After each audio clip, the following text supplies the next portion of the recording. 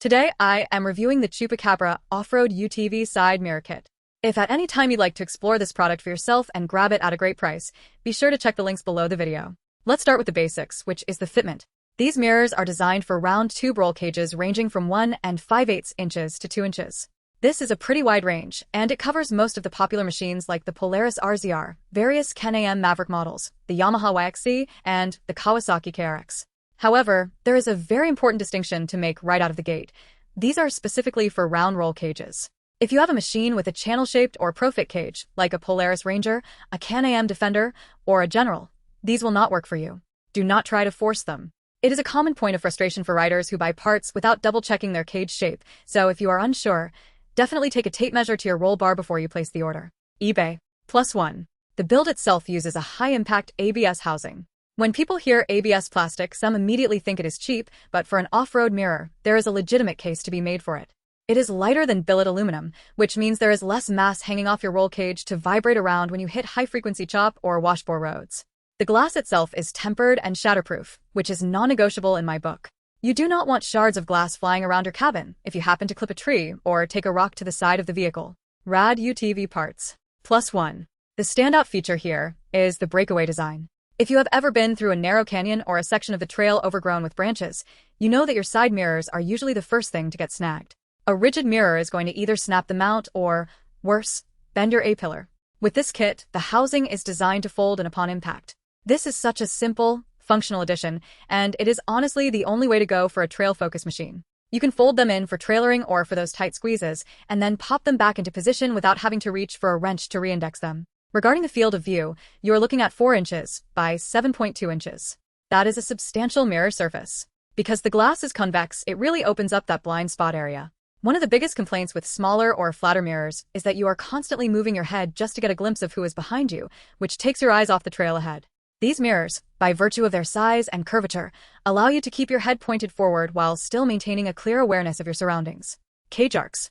Now let's talk about the installation and the potential headaches. Installation is meant to be straightforward. It is a clamp-on system. But I will be honest with you, getting these dialed in perfectly can take a bit of patience. Because they use a clamping system, you have to ensure that the rubber inserts are seated correctly so they do not slide or vibrate loose after a few miles of rough terrain. It is not uncommon to have to tighten these down, take the machine out for a test ride, and then come back to do a final torque check once everything is settled.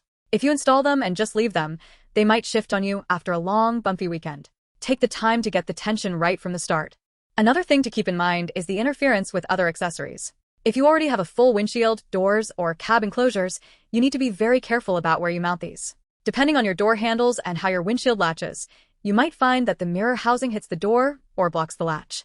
It is always a good idea to hold the mirror up to your cage in a few different positions before you tighten everything down. Sometimes, moving the mirror up or down a few inches on the A-pillar is the difference between a functional setup and one that drives you crazy every time you try to open the door.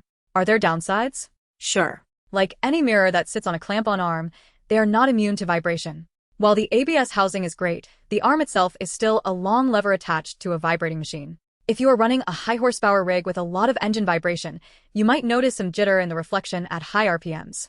That is just physics. If you want a perfectly rock-solid, zero-vibration image at high speed, you usually have to move to a much more expensive, beefier billet-style mirror setup, but those come with their own trade-offs, like extra weight and much higher cost. For the average rider, this kit strikes a really smart balance. You are getting a pair, driver and passenger side, which is a decent value compared to buying individual units. The adjustability is 360 degrees, which means you can really customize how they sit relative to your driving position. I always recommend sitting in the driver's seat with a helmet on before you finalize the angle.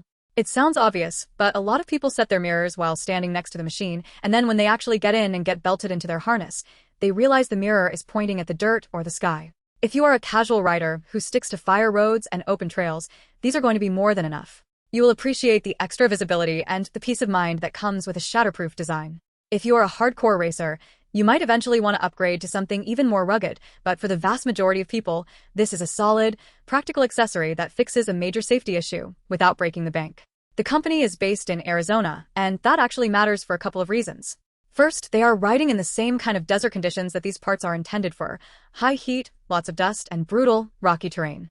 They have a lifetime warranty, which suggests they stand behind the materials and the design. If you do snap a mirror or have an issue with the clamps, reaching out to an American company that understands the product is a lot easier than trying to get support from a generic overseas brand where the communication might be difficult.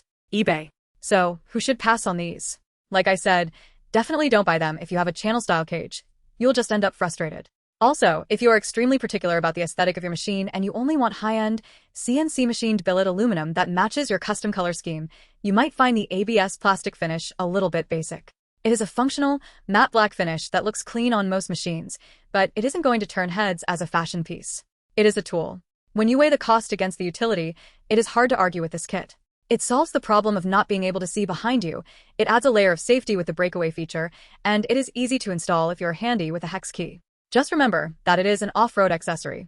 It is going to get covered in mud, it is going to get hit by brush, and it is going to endure a lot of shaking. If you keep the bolts tight and check the alignment after a particularly aggressive ride, these mirrors should last you a long time. It is also worth noting that because these are convex, they do distort distances slightly. Objects will look a bit further away than they actually are. It is the same principle as the passenger side mirror on your truck. If you are used to a flat, rear-view mirror, it takes a couple of rides to calibrate your brain to judge distances correctly, especially when someone is behind you on a technical trail. Once you get used to that wide field of view, though, you will never want to go back to a standard flat mirror. The benefit of seeing your rear tires and a large chunk of the trail behind you far outweighs the slight learning curve of the convex perspective. Side-by-side source. If you end up picking these up, my best advice is to spend that extra 10 minutes during the install to make sure the clamps are perfect. Use a little bit of blue thread locker on the bolts if you are worried about them backing out, although the nylon insert nuts usually hold up well enough. And keep that link I mentioned earlier handy, just in case you ever need to reference the fitment guide or check for updates to their compatibility list, as they do refine their hardware over time. It is a straightforward, no-nonsense upgrade that makes every ride a little bit safer, and that is exactly what you want when you are out in the middle of nowhere. It is a sensible piece of kit for anyone looking to get more out of their UTV without overcomplicating their setup.